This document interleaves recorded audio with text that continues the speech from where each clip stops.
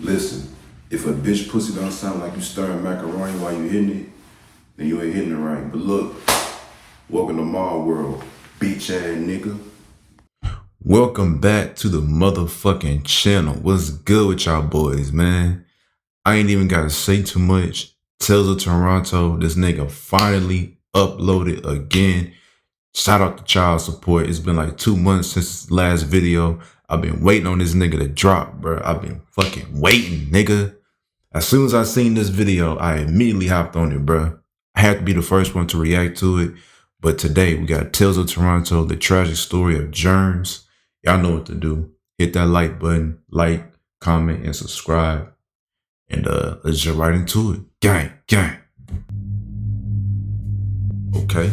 Named after his grandfather, who died 3 months before he was born, Jeremiah Ranger, aka JERMZ, was described by those close to him as a smiley kid, fourth in a family of 5. He had a big heart and a big smile, but he was suffering silently. JERMZ was a difficult case, to say the least. Born during what Toronto police described as the year of the gun, JERMZ was coincidentally no stranger to gun violence. His father and cousin were injured in separate shootings, and when he was 10, he witnessed 2 men get shot in front of him. His troubles with gun violence, which came at a disturbingly early age, arise from neighborhood conflicts. JERMZ lived with his mom and 4 siblings in public housing at 1884. And what's crazy, like, because obviously, you know, and this shit ain't nothing new. I mean, niggas get shot in the hood and killed every motherfucking day, especially in America. But like I keep saying about these videos, a lot of these people, they be young when they experience this shit. Like this nigga is like 5, 6, 7 years old and he witnessed 2 men get shot dead, bro. That's gonna fuck you up mentally, especially if you a little ass kid and you just seen 2 niggas get shot. They damn brains blown out and shit. That's gonna fuck you up, bro. That's gonna fuck you up. And then you constantly experiencing that shit as you getting older, bro. That'll fuck anybody up. Shepherd Avenue West, also dubbed Baghdad. The gangs in this area have been around for decades, and unfortunately, due to their affiliations with several blood sets along the south side of Jane and Finch, they have accumulated a lengthy list of oppositions, many of them based just a few minutes away on the north side of the neighborhood, which is a predominantly Crip territory. Sometime in 2007, during the peak of the North and South Side Jane and Finch feud, Joe Friesen, a reporter for the Globe and Mail, took the opportunity to interview residents on the South Side, with one youth worker providing a detailed insight on the violence in the area. Bloods to the South have a more stable organization, in which senior leaders look out for the young people in their communities, encouraging them to stay in school and steer clear of guns. Some even deal drugs to put themselves through university, the youth worker said. The South guys don't want to beef with the North guys. And that's another thing too, like the fucking back in like 2005, bruh, like especially in America, a lot like gangs were a lot more organized and shit. It was a lot more organized, the money flow and shit, the way the business was handled, it was a lot more organized and shit. Nowadays in 2023, that shit is beyond organized. That shit is not organized at all. You got niggas running around, blowing niggas' heads off and shit. Got all this crazy ass shit happening. It just there's no organization. There's no structure anymore. It's just all fucked up. It's just all a bunch of niggas running around, popping each other in the heads and shit, bro. That's all what it is. But back in 2005, like the 90s and 80s, that shit was structured, it was organized and shit. But nowadays, hell nah. North guys are the killers. The South Side guys are the moneymakers. They're not into the guns because they don't want the heat the guns bring, and they have older guys to tell them how to act. They don't have that mentorship in the North. Because of the traumatizing things he'd seen, JERMZ grew anxious and was diagnosed with attention deficit hyperactivity disorder and post-traumatic stress disorder. These troubles would eventually seep into his schooling as he would accumulate a lengthy file, with incidences ranging from screaming profanities to violent outbursts. The earliest incident dates back to 2013, when JERMZ was just 8 years old. He broke free from the teachers in the principal's office and then went to where another student was standing in line to return to class and smacked him in the back of the head with his palm. He then left school property where he was reapprehended and returned to the principal's office a second time. He then began to throw papers, attempted to break a teacher's phone, and needed to be restrained. Yeah, that little nigga JERMZ simply bad. did not have the skills to manage his anger. It was so bad Toronto police were called, which resulted in him being placed into the system. On the file, they labeled 8-year-old JERMZ as a quote-unquote problem. 2 years after that, police were called to And that's how it be though, bro. Especially you in that environment. Hey, you can't help but be violent, bro. You cannot help to be violent. All you see in that environment is violence. That's all you see. That's all you see. You hear violence, you see violence. So, and you a little ass kid, so you gonna adapt to that. So you gonna be violent your fucking self. And this nigga is violent at 8 years old. Now imagine how much of a problem he gonna be 15, 16, 20 years old. That nigga gonna be a problem. He gonna be a demon, my nigga. But see, but that's what that type of environment does to you, bro. Even like you get all talented niggas, you know, because a lot of smart niggas be in the hood, but a lot of times the hood get the best of them. Public school for a person gone berserk. An overall summary of the incident as documented in the report says that a person was kicking classroom doors and making threats to other students. He also threatened a teacher. On an official police report, one teacher was quoted saying she was terrified of the person and fears for her and her students' safety when he is around. This person was 10-year-old JERMZ. Police officers attempted to speak to him in the presence of the principal, but JERMZ refused to acknowledge the police presence and refused to answer any questions. He then suddenly got up and ran out of the school. Officers then confirmed that JERMZ made it home safely and reported this to the principal. As a result, he was immediately suspended for 20 days. For students like JERMZ, the common solution the school board would impose is a school transfer, but this didn't work for him. Simply put, due to the North and South Side Jane and Finch feud, youth in some neighborhoods do not. Schools do not care about their kids, bro. Not like that, they don't. I don't care how many times schools say we're here for the children, we do this and that for the children. That's a fucking lie. Most schools do not give a fuck about their motherfucking kids, especially if they Hispanic or black. Then they really don't give a fuck. Especially if you come from a violent environment, they really don't give a fuck, bro. They gonna look at you as a threat, a thug, and they just gonna push you out the motherfucking way. They're not gonna try and get you no real help, bro. Ain't no real help when it comes to that shit. There's really no real help. Like, especially like the mental situation, the mental health situation in America, that shit's a fucking joke, nigga. That shit's a joke. I can imagine how it is in Toronto. Hell, it's probably worse. I don't know, but it's not good. I can bet you that. I bet you that it's not fucking good. But these motherfucking schools, they don't give a fuck, bro. Them niggas do not care at all. Like to associate with youth in other neighborhoods. So when JERMZ was transferred to various schools around the Jane and Finch community, he was often put in a situation where he was surrounded by youth that did not like where he was from. He would then have to fight to survive and would subsequently be suspended for it. It was a vicious cycle. Now, this is not to say the school board was the main contributing factor to his troubles, but it undoubtedly had an impact on his delinquency. 2 years after his 20-day suspension from Calico Public School, JERMZ was arrested for ding-dong ditching. By this point, Toronto Police's 31 Division was well aware of JERMZ, and unfortunately, they had enough. When the police were trying to quote-unquote gain control over him, they backed JERMZ into a corner. He resisted, and as a result of the struggle, he was charged with assault to a peace officer and mischief. See, bro, according to his mother, it would. And that's what they fucking do, bro. Like, this nigga's 8 years old. You got all these police officers in his face touching him and shit and backing him up in a corner. What you think he gonna do? The nigga's 8. He don't know what the, well, I ain't gonna say he don't know what the fuck going on, but like, you can't do that shit. Yeah, he gonna resist, nigga. Come on now. If a grown ass man ain't gonna resist, what makes you think this little ass nigga ain't gonna resist? But then y'all put him in that situation though. You don't know.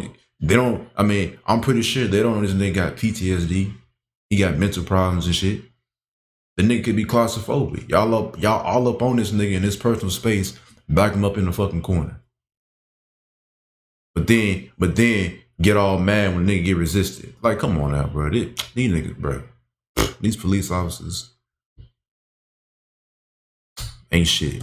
At this point, when JERMZ would begin to ask her, "Why am I not like other kids?" he felt like he was different. He felt like he wasn't accepted. When it came to the police and the schools, he knew he was treated differently than others, and it affected him deeply.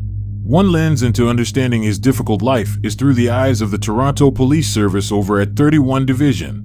Looking through this lens tells quite a tale. His police file has 234 pages with 43 recorded encounters. God Mind damn. you, those are just the ones captured in writing in the General Occurrence Records releases. Yeah, that Looking nigga got through some these history. pages, you first notice JERMZ's pattern of crime and mischief. Clearly, no one accumulates 43 written encounters with the police for nothing, and Jeremiah is no different. The pages reveal assaults, both with and without a weapon, muggings, harassment of other youth in the Jane and Finch community, Yeah, that nigga gonna be countless a problem. school-related incidents, uttering threats, and even an armed robbery in a stolen vehicle. That nigga In the gonna be a first problem. 11 reports, there are repeated references to concerns for his mental and behavioral issues. Some reports indicate that Toronto Children's Aid Society were notified. At one point, the Mobile Crisis Intervention Team was consulted and they advised the Humber River Regional Hospital of the situation. He had even been briefly apprehended under the Mental Health Act and admitted to the hospital for a short stay.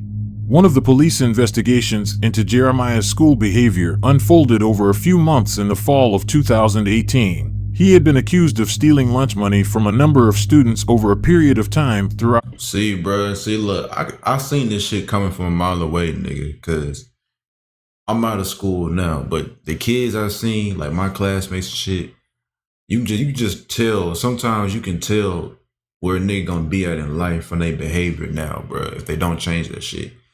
Like this one nigga, this nigga thought he was so gangster, bro. This nigga thought he was so fucking tough.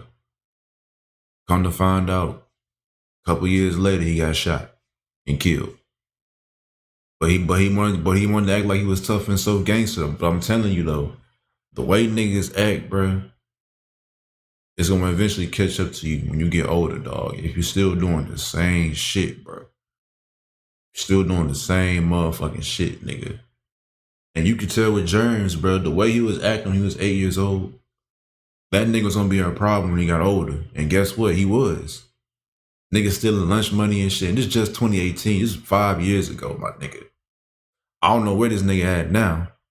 But you saying like just certain behavior and shit, you can just tell where niggas going with that shit. 2018, Jeremiah would ask for their lunch money. If they did not immediately hand over the money, he would threaten them and start counting down from 5 to 1 in order to intimidate them. As a result of the investigation, Jeremiah was formally charged with and appears to have pled guilty to 2 counts of robbery and 1 count of theft under $5,000. Jeremiah did a lot of things he shouldn't have, but if you stop reading there, you won't really see Jeremiah. He was different. The seemingly small triggers were huge offenses to him. He could not easily let them go, and once the retaliation sequence had begun, he was compelled to see it through.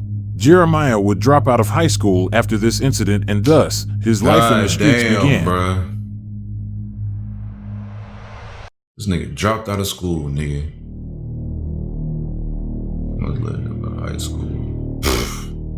Sunday, April 26, 2020, now 15, JERMZ and his friend Degushi Blake arranged a marijuana transaction with 22-year-old Seymour Young using anonymous Instagram accounts. They arranged to meet Mr. Young. And like I said, bruh, it just gets worse and worse and worse. You saw what he did when he was a jit. He was 8 years old. Now the nigga 15 and he playing, he got worse. Now he robbing niggas. He got guns and shit. He probably gonna shoot somebody, kill somebody. I don't fucking know. But look, you can tell the motherfucking pattern. Nigga just gets worse and worse and worse and worse and worse. And the nigga really didn't receive no real help, bro. The school system didn't help. The police didn't help. His environment didn't help him. I don't know about his parents, but I'm pretty sure they didn't help him because they was probably fucked up on drugs and fucked up too. You know what I'm saying? It's just an endless motherfucking cycle, my nigga. But like I said, with JERMZ, you can tell what type of path he was going to go down just based on this rap sheet. Nigga got worse as he got older. Shit crazy. A townhouse complex under the pretense that they would purchase an ounce of marijuana from him. However, their intention was to rob him. Seymour Young was born in Brampton and lived there with his parents until he was 8 years old. His childhood was marked by violence. His father was physically abusive to him and his brother. It was so bad, the Children's Aid Society got involved with the family after teachers reported the injuries inflicted on them. His father eventually moved out when he was 8. Fast forward to grade 9, Young dropped out of high school, but was able to secure a job as a roofer. Unfortunately, he lost the job when the COVID-19 pandemic struck in 2020. Young then began selling weed to make ends meet. It is reported that he had been selling weed for only 2 weeks and bought a gun just 1 week before the following incident occurred.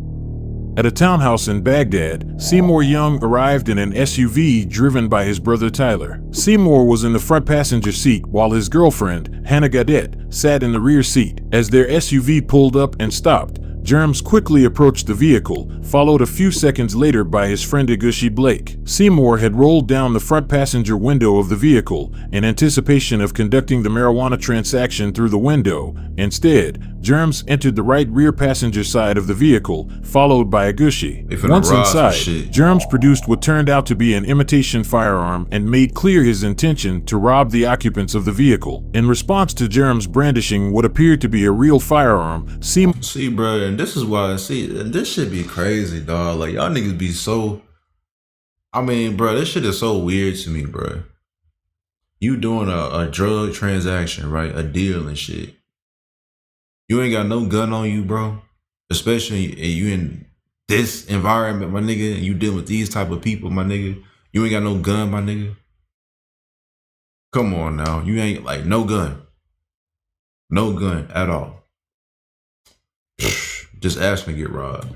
Pulled his own firearm and fired once. Young intentionally aimed low, and as JERMZ turned to flee the vehicle, he was hit in the thigh, severing an artery. As he fled the vehicle from the rear passenger door, JERMZ stumbled and dropped the imitation firearm. He then got back to his feet and ran a few more meters before collapsing behind the complex's garbage bin. Then, moments after the SUV drives off, it is reported Agushi, after initially running away from the scene, returned and retrieved the imitation firearm, hid it about 500 meters away, then fled the scene.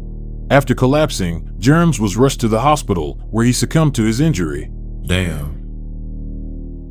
Turning next to the shooting death of a 15-year-old boy. Tonight, 3 people are facing charges in the death of Jeremiah Ranger. One of the suspects, a young woman, turning herself in this morning.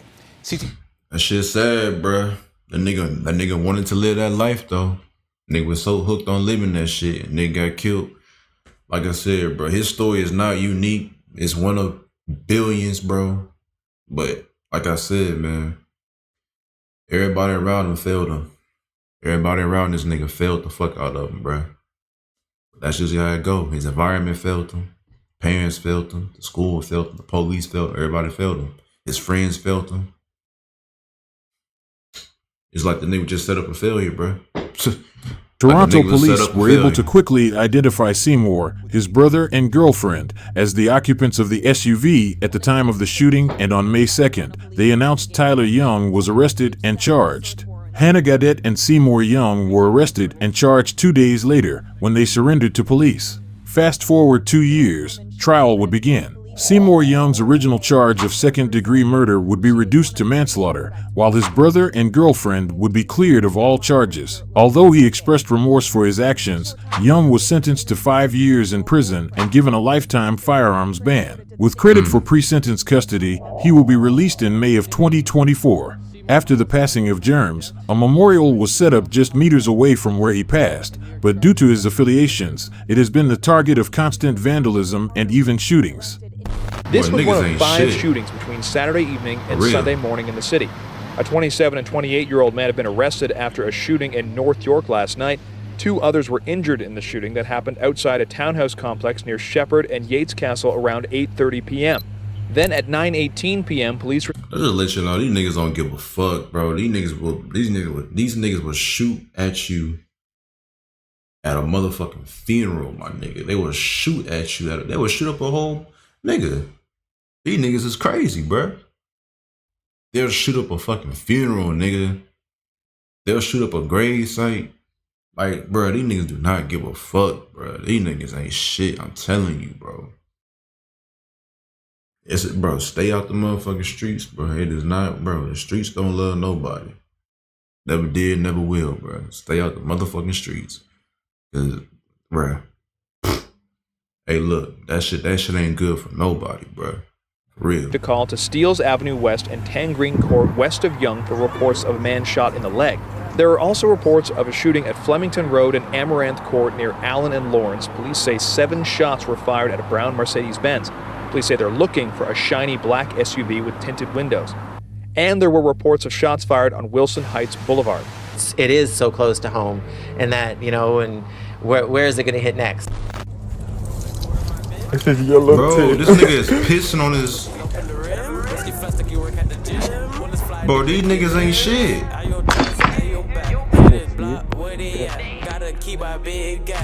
That nigga was pissing on his fucking memorial, my nigga.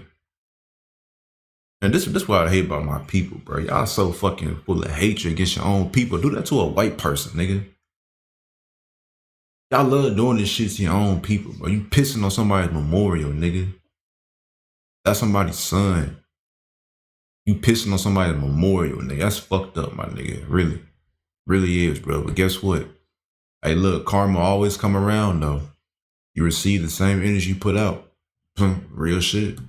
Bro with me, he's so slap. JERMZ guy, we get the side. But that's it in this video, man. Shout out to child support. JERMZ, man. Rest in peace to that nigga, bro. Rest in peace to that nigga.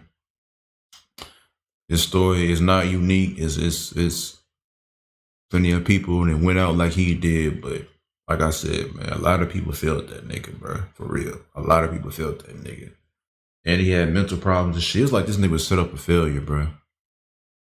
Like, for real. Like, there is no, like, this story was sad as hell, to be honest with y'all. Like, there was no good side to the story, like, at all. Like, it was just straight sadness throughout the whole fucking story. All the way up to his death. That shit crazy, dog. But anyway, man, that's gonna be the end of this reaction. Hope y'all enjoyed this shit. I'll see y'all niggas in the next one. Peace.